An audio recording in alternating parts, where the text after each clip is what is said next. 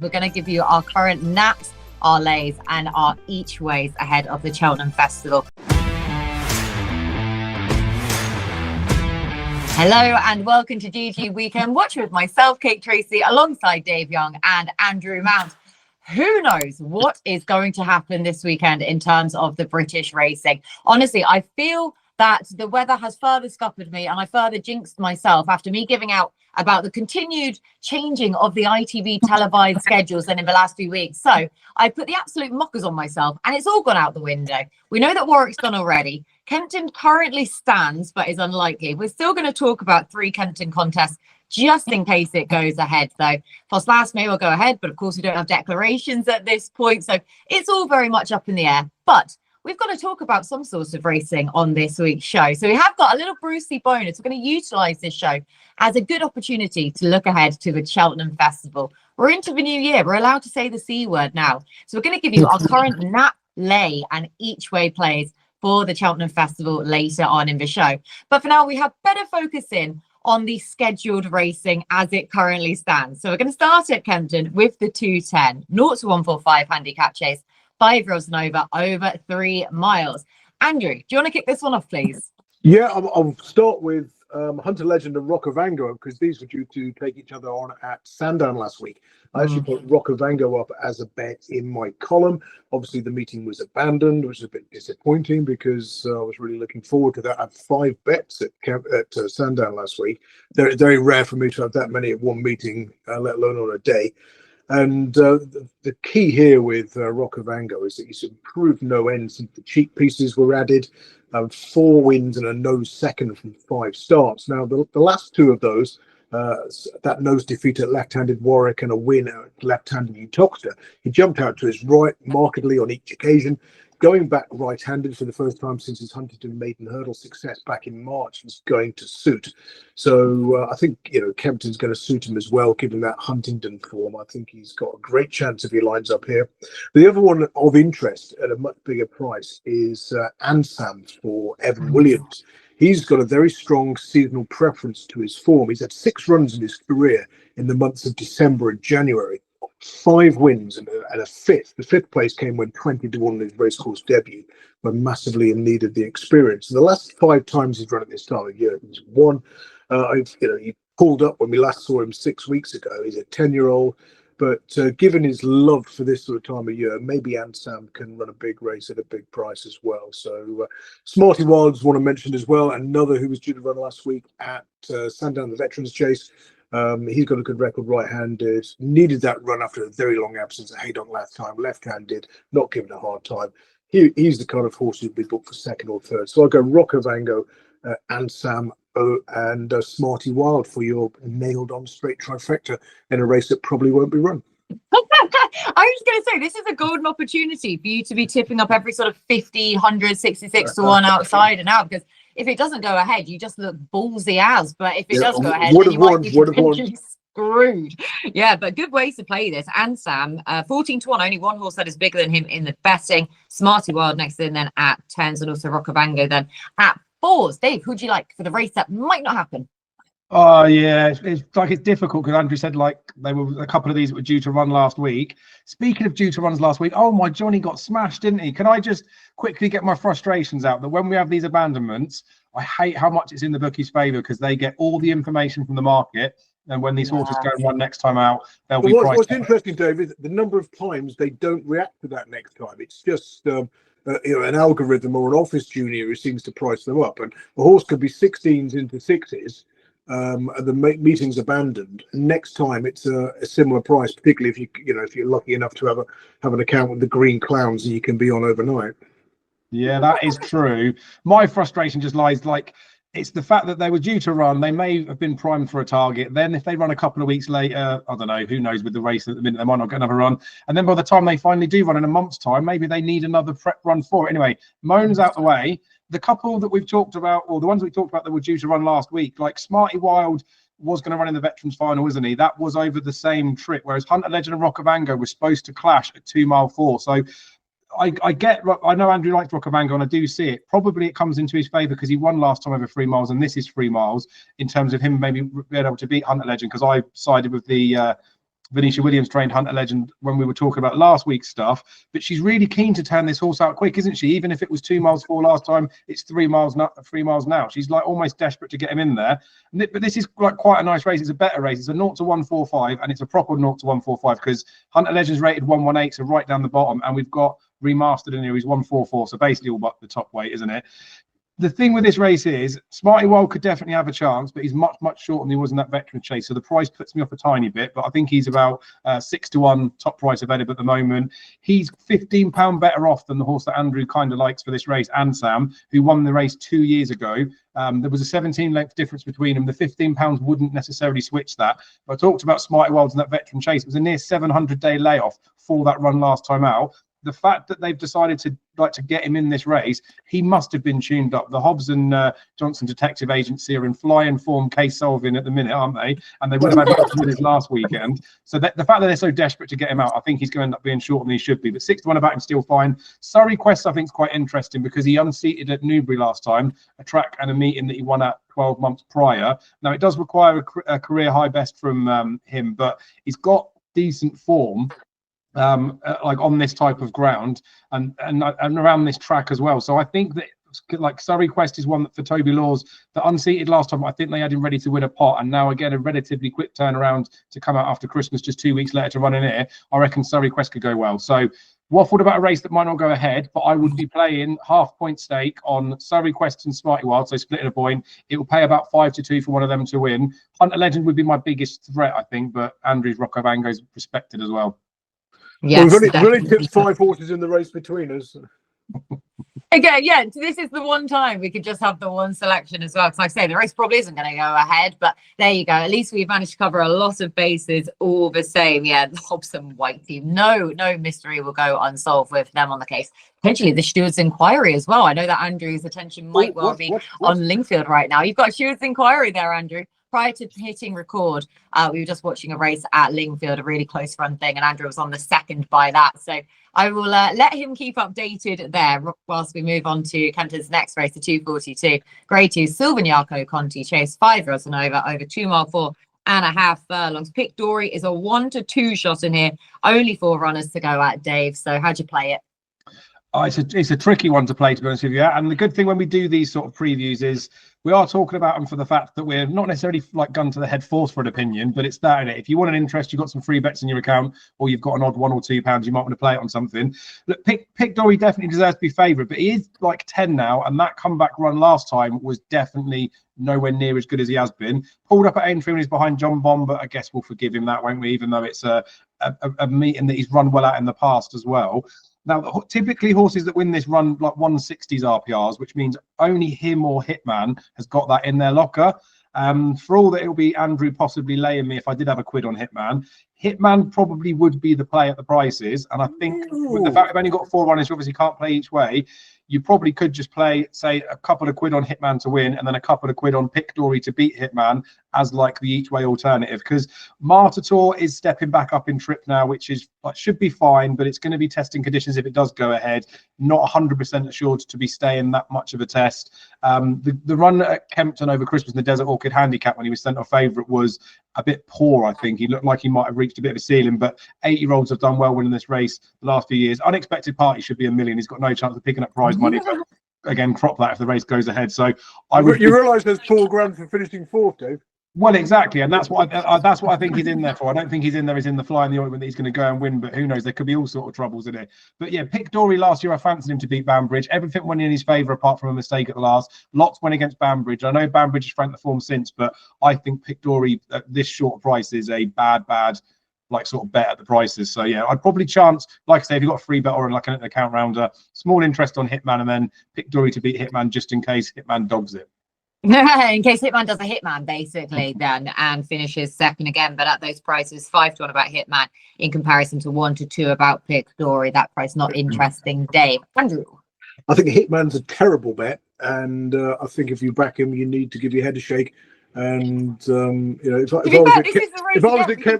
was at Kempton, I'd be declaring if this thing wins, I'll walk home. If I was bookmaking there, did that at Southall once. Still got the blisters on my feet, but.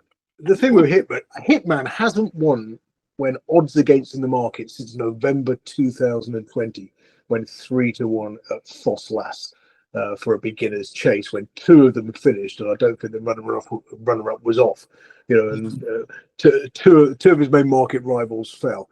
Hitman, it's got a terrible record. It's January. If he does turn up at this time of year, he's probably had his flu jab over Christmas, and he'll be well below par. He doesn't even like the ground. I mean, he does. He's got 3 wins and 2 of them have come on soft. Well, the last one when he was 13-8 on, he's not going to like this. It's madness. Pic D'Orhy, since the start of the 2022-23 season, there's 7 runs right-handed, 5 wins, second to Shishkin, second to Banbridge. He's a machine when he's going right-handed, ideally just below grade 1 level. But he surprised me by winning at Aintree last year. I mean, it was a case of the flat track, the sharp track suited him. Kempton's absolutely fine for him. The only question is who's going to finish second.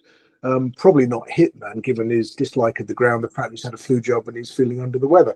So I would say Unexpected Party might he's going to be plodded around at the back. Not impossible, given his love of the soft ground, that he can come through for it. Martindale's obviously up and trip. I wouldn't let the age of Pic D'Orhy put you off as being a 10-year-old. I mean, this race you've got 2 10-year-olds, a 9-year-old and an 8-year-old. It's hardly the sort of the spring chicken stakes. So yeah, in another race that won't be run, Pic D'Orhy wins. Unexpected Party finishes 15 lengths back in second, just nabbing Hitman for that place. Nabbing Hitman in the process, just with that extra little sucker punch in there at the end. Nicely done. Right, loads of disagreement there. Hopefully the race goes ahead. I've got extra interest now for that grade 2 contest to go ahead. Right, the next race at Kempton is the 318, the Lanzarote handicap hurdle. 4-year odds and over 2 mile 5. Impose Trois heading the way at 7-1 though. So wide open as we expect, as we hope, Andrew, in the Lanzarote. Who wins it? Yeah, cracking race this one. I think prior to last year's race, I mentioned that jockeys claiming an allowance have done really well in recent years. And that stat was boosted last year when the skeleton horse was it JJ Riley, Yes, 66 into 33, won under Tristan Durrell.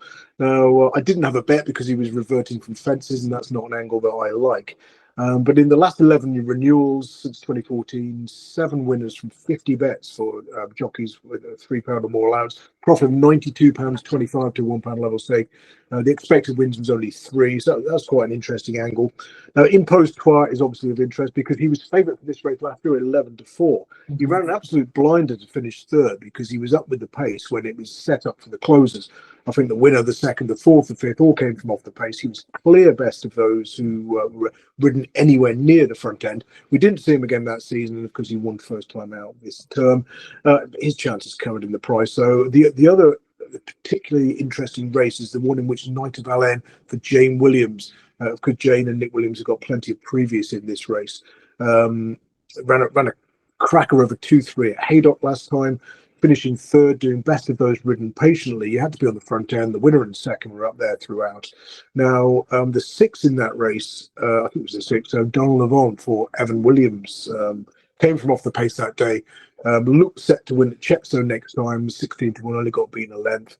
And another horse who's run well in that race from off the pace of the 11th, Fine Casting, was only just beaten at Lingfield next time out. Now, as well as Knight of Allen, 3rd in that race, you've got the 4th, Camsinas, and the 5th, Punta del Este, who is a Dan Skelton ridden by Tristan Durrell. And so I think that Haydock form is the key piece of form. Now, although Knight of Allen's not ridden by a claiming jockey, I'm very, very keen that he's well handicapped still, and that he's going to run a big race for a yard with a good record in the race previously. So I'll put him up as the main play, and Punta del Este will be interested as well. The other one who's on the radar, another time of year bet, is Santos Blue, another Skelton runner, ridden by Ben Sutton, who I think looks after him at home and always rides him anyway. This one's got an incredible record in the early stages of the year. But if you take his record from Boxing Day until the end of March, 5 wins at 2nd and a nowhere from 7 runs. So he's probably slightly out of his class, but then he's priced accordingly 33-1. So to cut a long story short, Knight of Allen, Punta del Este, Camsinas, and Santos Blue for your first 4. There's your quadcast, a new bet I'm inventing for this meeting that won't go ahead.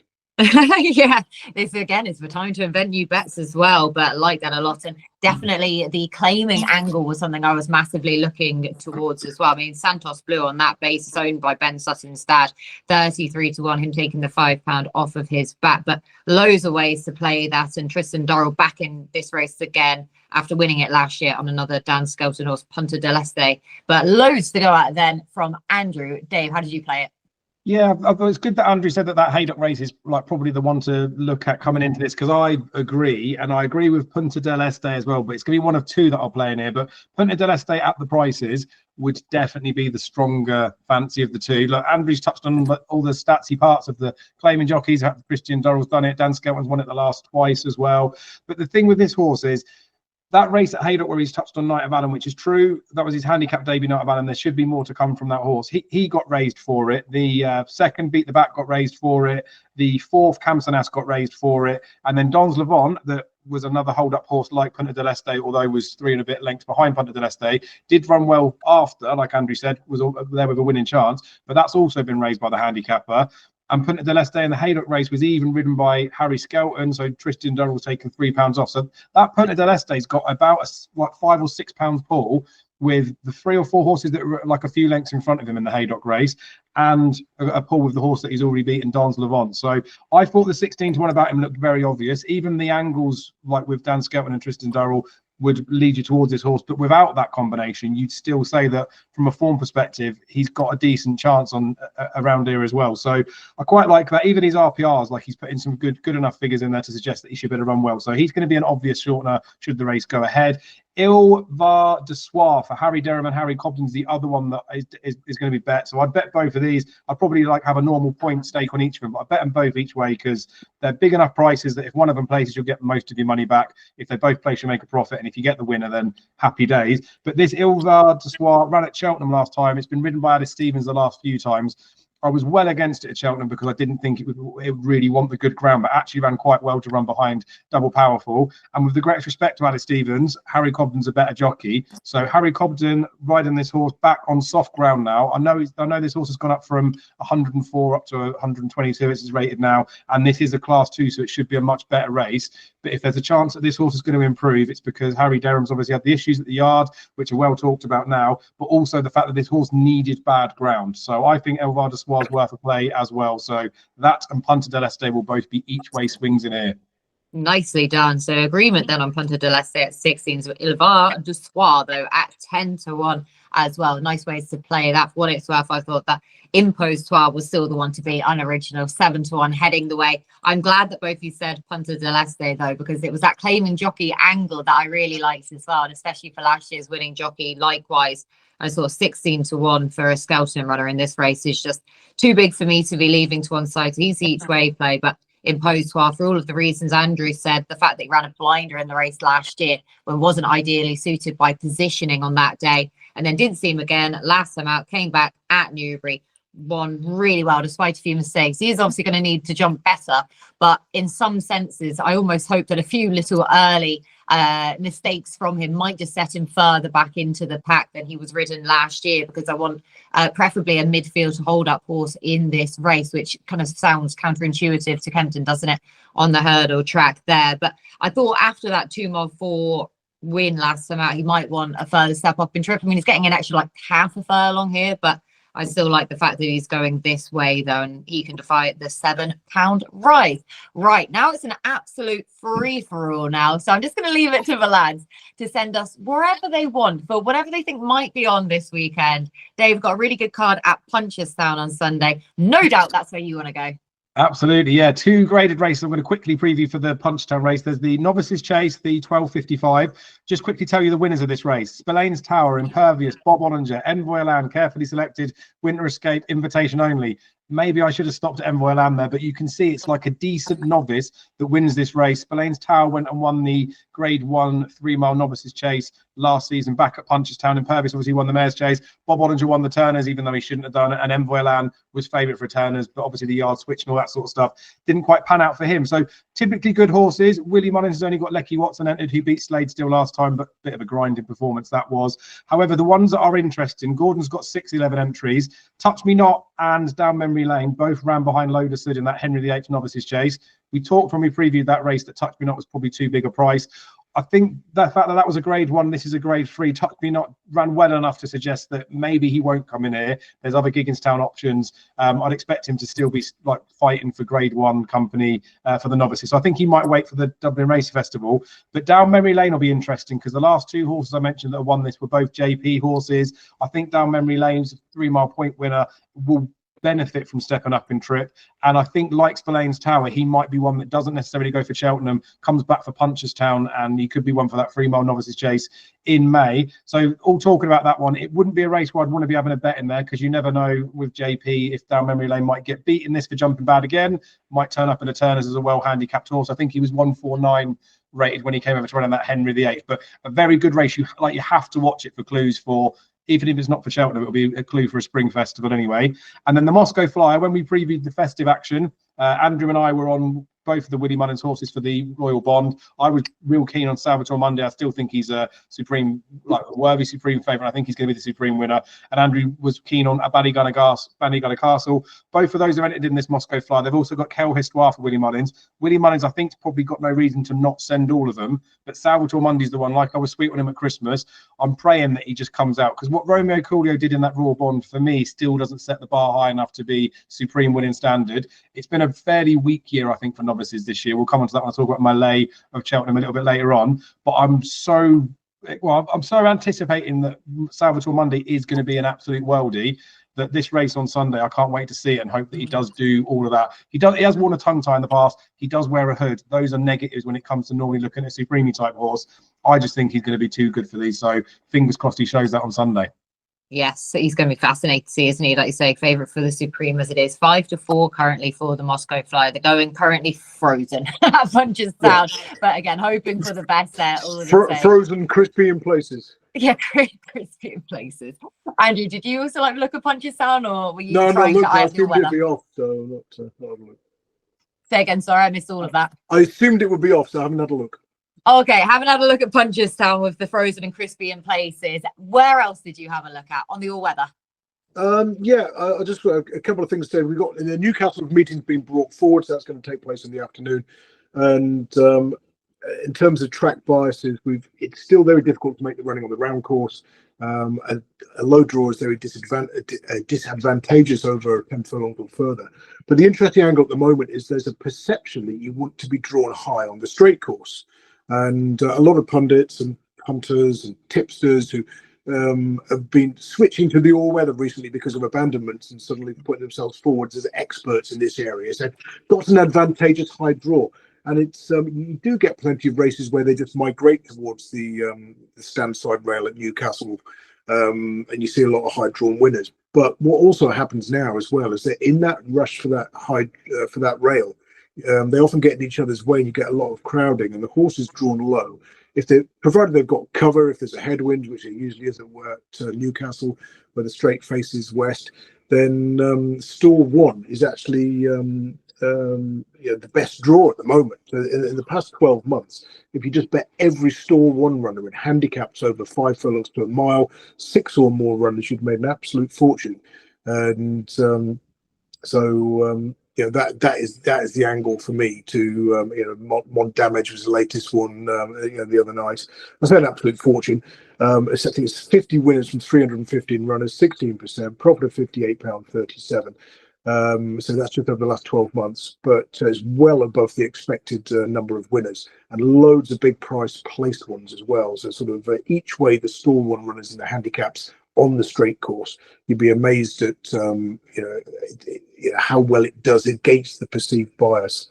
So that's the angle to look out for at Newcastle.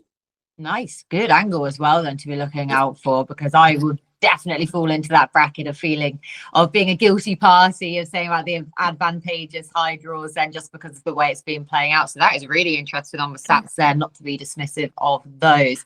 Right, now this is the part that everyone has been saying tuned for, because of course we've covered races that probably aren't going to happen, general opinions on some other races we haven't got decks for, but we know that we hope the Cheltenham Festival is going to go ahead this year, and we're going to give you our current naps our Lays and our each ways ahead of the Cheltenham Festival as we record, of course, in not even mid-January at this point. So, Andrew, start with you, please. Your nap at present for the Cheltenham Festival. I was so taken, as everybody was really, with Sir Gino's chase debut, that it's very difficult to see beyond him in the Arkle at the moment, despite the claims of Matchborough.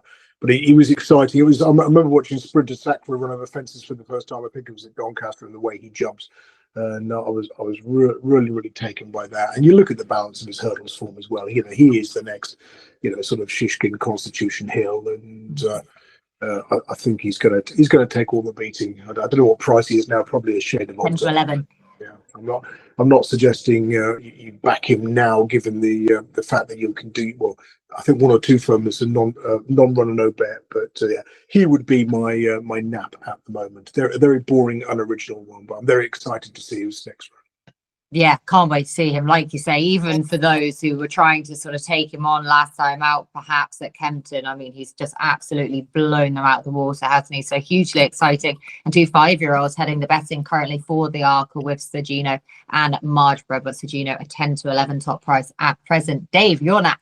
So this is liable to change as like weeks go on. Oh, of course, yeah. We won't tie you down to this. That is a point we should mention. You're not tied down to this. Oh, well, we don't. Yeah, we don't have to be tied down to it. But I do think at this moment in time, Andrew's touched on non-runner money back. This is 100% my nap, given the fact that it is non-runner money back. So this will hold nap status. But if this horse gets to Cheltenham Festival and it's running, it will never be this price. So I wouldn't be napping it as much. It is Impervious to win the mare's chase. She's 5 to 1 non-runner money back. She's as low as 5 to 1 with lots of bookmakers in the normal anti-post market.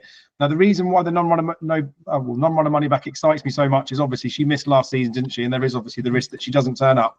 But if she does turn up, and recent comments from the trainer, Cole Murphy, have suggested that she's back all right. She's flying, she's bouncing. We're not 100% sure when she's going to be ready. She just wouldn't be ready for Christmas, but they're really excited about her. They're really anticipating that she will be back on a racecourse this year. Like the plans are to do that. They're just in no rush with her. You go back to her mare's chase she won a couple of years ago. It's a much better performance as far as I'm concerned than what Limerick Lace did last year. Limerick Lace then obviously went and ran in a Grand National after. Has been beaten this season by Allegory Devassi, who herself was slammed at the beginning of the season when she was a real short price. I talked about Dino Blue, didn't I, for Christmas? Really keen on her for that Paddy Power rewards chase, and she went out like a light. I don't think when we recorded they said that she was going to be wearing a tongue tie. We didn't have final declarations, but clearly she has a wind issue now. So she would have been the biggest threat come to March. She's 3 to 1 non-runner money back for this race, but I'm dismissive of Dino Blue now. I know Willie might be able to get her back, but if Impervious turns up in this race, she will go off short. So 5 to 1 just to tie your money up now with William Hill. If she doesn't run, you get it back, which is as good as backing a winner some days, isn't it? But if she does run, you will be sat on a very, very valuable betting slip as far as I'm concerned. Yeah, and like you say, non-runner money back then as well with that concession just at your disposal. 5 to 1 then currently about Impervious. And I mean, she did me a right turn in the race a couple of years ago, but like you say, she has had that big old setback layoff. But in that same instance, you'd hope that because she's had that time off, they've given her every chance to get back to the exact same horse that she was beforehand. So often when it's that lengthy a layoff, it actually isn't that much of a bad thing. Like that a lot then. Now I'm going to go Jonbon in the champion chase, where he still just doesn't get the respect he truly deserves by now, and he is going to take the world of beating once again then, provided he does still continue to stick down the 2-mile route. I can't imagine why they wouldn't now after everything that he's done this season and of course last as well. And I know of course he was beaten by Elixir de Nuts in the rescheduled Clarence House chase at Cheltenham last year, but we know why that happened. He made that absolutely catastrophic error 4 out, yet he still only went down by a neck in the end. And I know that El Fabiolo got the better of him in the champion chase in 2023, but that was when El Fab was just a monster, and we don't really know where he is now, or even if he'll make it to Cheltenham. And Gaelic Warrior, when he's on song, he's a weapon. And at least last year he put to bed the left-handed the Cheltenham doubts as well at the festival. But of course he was beaten by Ilite Tomp at the end of last year with a slightly flat performance, and also Solness on his reappearance, where again he wasn't disgraced by any means, but he just lacked that spark that we didn't see from him as we saw in the Arkle previously. But he did stay on well. So I mean, is he even an out-and-out 2-mile chaser for this season? I still don't really know. So 9-4 about Jonbon at present, just looked a nice way into it then for me. But Of course, there are a whole load that I like, but that's the one at present at those prices that I'm going to be sticking up. Right, Dave, I'll go back to you for your lay. Now, this is the part that everyone is most interested in. This always feels the most pressured one as well. So your lay at present. Yeah, it gets tricky, doesn't it? Because you try and look for one of the short ones like your Constitution Hills or a Gino or something, just because of price would make you think, well, they're the ones that typically lay, but you shouldn't be laying any of them at this stage. You'll have to take on something a bit of a bigger price, but not obviously you can't go too big. So look, I'm against the new Lion for the Turners, 11-4 top price for that. So basically it's 1-3 that I'm betting that I'm right on this horse, isn't it? But I don't like the fact that he got sold to JP. I know a lot of people will look at that and be like, well, if JP's bought him, he must be an absolute aeroplane. But they've talked about the owners wanting to get out the game. The way that he won that Challow Hurdle, which we all know is a race that has some very good horses that win it, but they haven't gone on and scored at Cheltenham that same season. We've seen it's been like a perilous race for horses going there. They might play. Rev the Similar almost did. Oh, poor Rev. We'll bring back Rev. But the fact that he sold the horse and he was open to offers for it just screams to me that they had him tuned to the minute to put in a big performance in the Challow, because he wouldn't have been worth a tenth of what he sold for had he have come second in that race. Now, Regent Stroll didn't run as well as he probably was expected to, but he has run poor at Newbury before. He was keen. They should have sent him on, and he was beaten by the second horse, Wendigo, which is great for the syndicate, is a syndicate horse. Bill Joyce didn't run that well. They're like 120s, 130s horses. So I'd be bitterly disappointed if the New Lion was the best novice that we've got about at the middle distance, and there is a bit of depth in behind. Like if the Yellow Clay comes in like Gordon Elliott's suggesting, I would already say what that horse has done over the weekend in the Lawlers and Nays is miles better than what the New Lion did in the Challow. So 11-4 about him is horrendously short. He'll run his race. He'll be like a second or third, I think, in a Turner's, but he's not going to win it. He's mine as well for my lay. Oh God, so we're doubling down on it, and I promise I'm not just copying. I've got it written down here now, and literally for all of the reasons you have just said. Show working. Show work. Well, to be fair, I was going to show working, but I'm also crediting. When you got the same word, you have to show it. But I'm also crediting not only Dave and his thoughts there, but also Andy Holding, our former colleague on a certain radio station, where I was listening to what he was having to say between Wolverhampton contests the other night. And he just said, obviously, we know he's a huge numbers man and the figures part of it. He just said he really wants the horse to have lived up to the figures, but he can't dismiss what the figures are telling him. And he said that just wasn't a great performance at all in the Challow.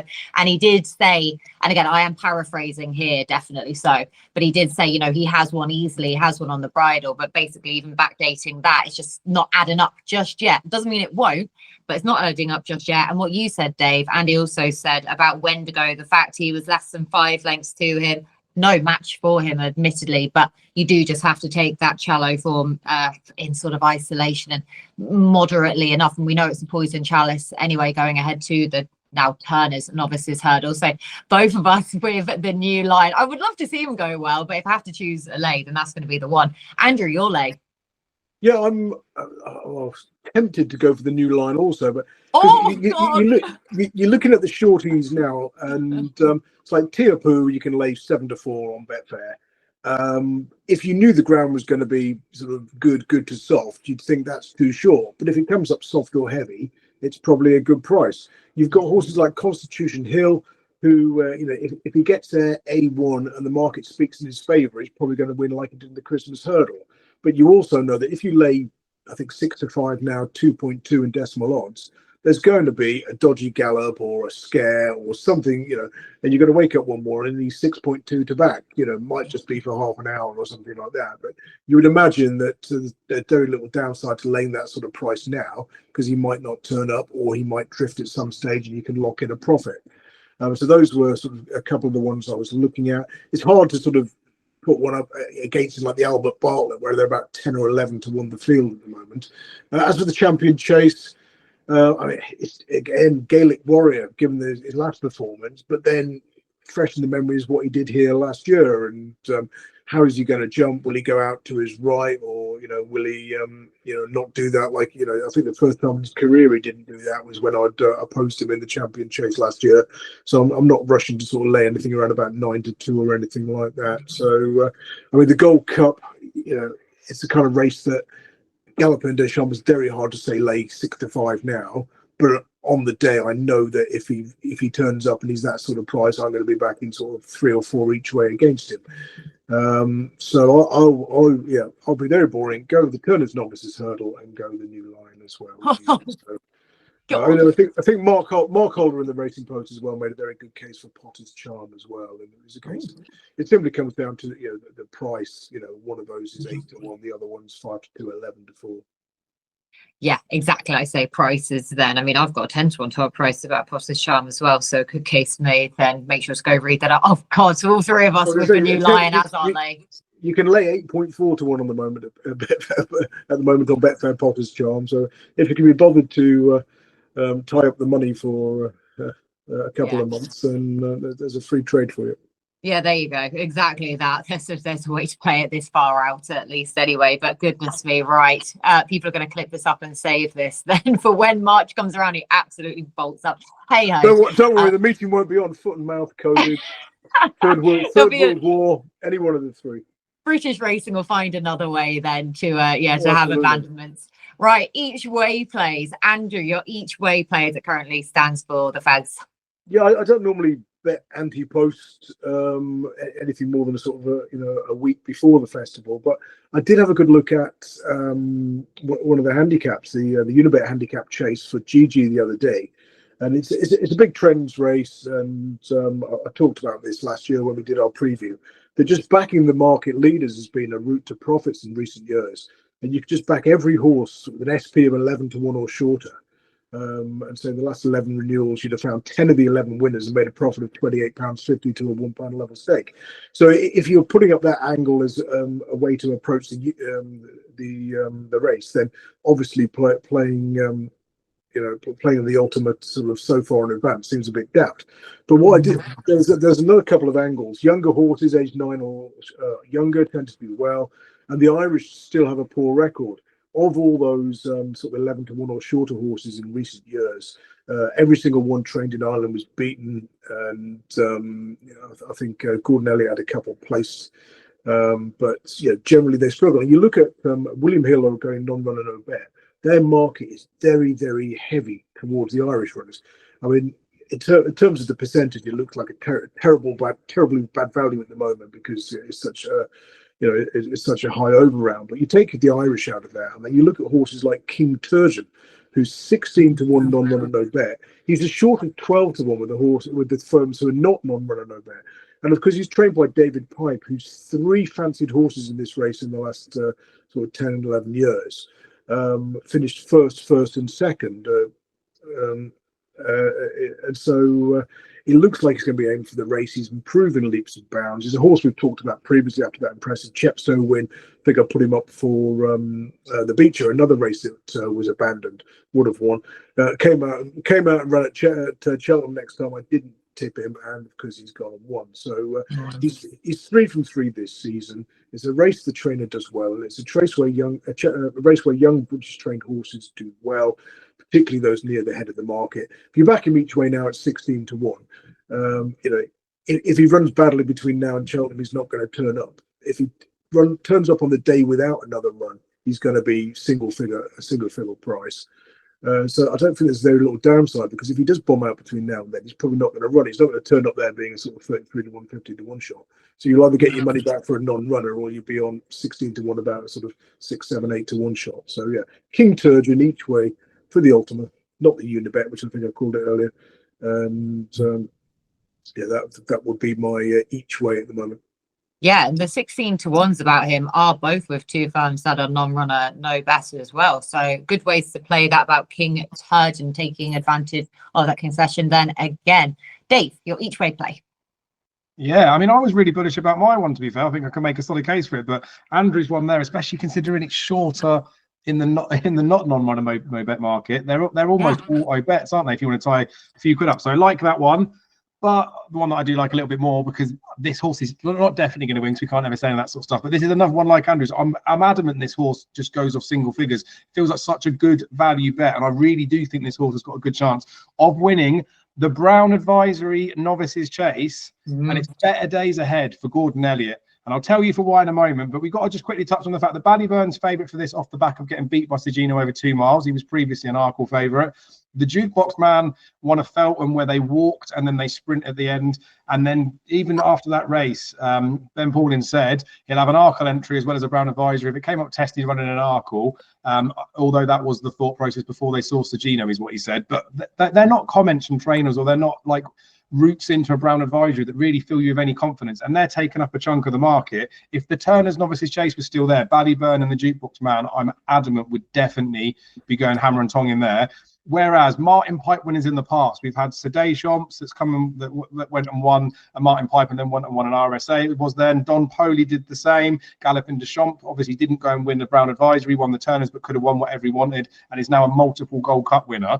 So the Martin Pipe winners do historically come out and win staying chases at the Cheltenham Festival. Better Days Ahead, 1 over 2 miles for on heavy ground to win that Martin Pipe. And you can look back at previous season form and say, oh, are they going to be well handicapped, or are they going to really achieve anything? It was clear as day last year that obviously after winning a Martin Pipe, they messed about him a little bit to make sure that he got a good mark to win that race. So what he's done this season is he slammed Slade Still at the start of the year. Unfortunately, Slade Still got beat again after by Lecky Watson, who we touched on, might run in that grade 3 race at Punchestown on Sunday. But Slade Still probably just isn't as good a horse as we first thought. But still, he's absolutely battered him. Then over Christmas, Andrew put up Croke Park, and Croke Park did beat Better Days Ahead. But it was in obviously fog where we couldn't really tell exactly what happened. He got an RPR of 152. The other winners of that race have gone and run well in an RSA, like a Monkfish or Delta Work, both got like 160s RPRs. But you can't really trust that RPR of 152 is going to be bang on when it was foggy. But he's a horse that's been keen, and he managed to stay on the coattails of Croke Park in that finish. Danny Gilligan had to swap his whip, which I don't think cost him the race, but wouldn't have been ideal in the closing stages. But he was well on top at the finish, like almost got there. Then after the line, he's gone. If those two horses faced off in a Brown Advisory, Better Days Ahead would absolutely eat him up. And then the other thing with those Don Poley and Seday Shops that have come from Martin Pike, they did win their Christmas assignments, but they got 150s RPRs as well. So there's so much about this horse to suggest this is the race he's going to come to. This is a race that he's going to have a proper chance in it. I'd have him as like a 5 or 6 to 1 poke, even at this stage. So you can get 16 to 1 about him with all the firms that aren't non-run and no bet, or you can have 14 to 1 non-run and no bet with William Hill, which looks like an absolute gimme. I mean, even on the exchanges, there's people that want to bet him at like 17, 18 without the non-runner money back concession. So I'm pretty sure he's going to come here, and I'm pretty sure he's going to go well at a shorter price than he is now. Oh, 16 to 1, like you say, at present then, and a good case made as well, of course, with that course winning forward to his name. I mean, what is not really to like about him in this instance? So Better Days Ahead it is then in the Brown Advisory for Dave. I've got a couple here. I spoke about JetBlue previously on another show. Then he's 20 to 1 for the Albert Bartlett, and the Albert Bartlett isn't exactly the ideal anti-post race to be aiming for, but at least with this horse we're pretty sure he's going to go here. He won the trial for it earlier on in the season at Cheltenham, did so in really good style when he had loads of question marks whether or not he was actually going to get the trip there. He's a small diminutive type, but it was everything that James Reevely said after the race that was really interesting. He said he's just all stamina, he's all stayer, he's not a very French horse really, he's not the biggest fan of how races are run over there. He should be much better suited to British types of contests. And I just feel if you've won the trial, got course and distance winning form to your name, why would you not then come back for the main event? And Professor Caroline Tisdale, who owns him, of course, very keen to run those horses back in this country as well then. So him at 20 to 1, I thought was a bit of an insult considering he's won the trial. And also then Monty Star for an each way play in the Gold Cup. Again, I feel like he's just sort of been shelved somewhat at 20 to 1 for the Gold Cup. I think Galopin Des Champs, as Andrew was saying earlier, is going to take the absolute world of beating. Will Factor File even go for the Gold Cup, or will he drop back down in trip? And Monty Star, I know he got beaten at 4 to 5 at Tremor in the New Year's Day chase, but we know how that race panned out. Embassy Gardens just made all really canny ride at a track like that by Michael O'Sullivan. And Monty Star, he reduced that deficit before Embassy Gardens went on again. And Embassy Gardens, for all I don't think he's a Gold Cup live candidate by any means. I mean, he's also one of the best looking horses you will see. He's gorgeous, and just good to see that he's got that finishing effort, and you always expected more from him, and we saw that real talent with Embassy Gardens that day. But Monty Star, again, like I say, track probably didn't suit him. The fact that he's going to go to Cheltenham, he's got good form there, finishing second to Factor File last year, really solid form throughout last year as well. I thought 20-1 for an each way play might not be the worst way to go. Right, we've managed to fill this show, lads, somehow, considering we've got no racing really to go at this weekend. We've done mightily well. So I'm not going to ask you for your naps of this weekend, because Lord knows what's going to happen. We'll I'll probably say my nap Kempton to be abandoned. Yes, yeah. So Andrew's nap has come to be abandoned. Days, I'm going to give him Hitman just for the crack, just to wind him up here. But no, either way, though, thank you so much, guys, for your hard work, and also for being versatile as well, to be able to maneuver all these parts. And hopefully you've enjoyed the show all the same. We've given you a bit of extra to go at if the racing doesn't go ahead as expected this weekend. So lads, thank you so much for watching. Best of luck with whatever bets you may get to have this weekend, but we will speak to you again next week.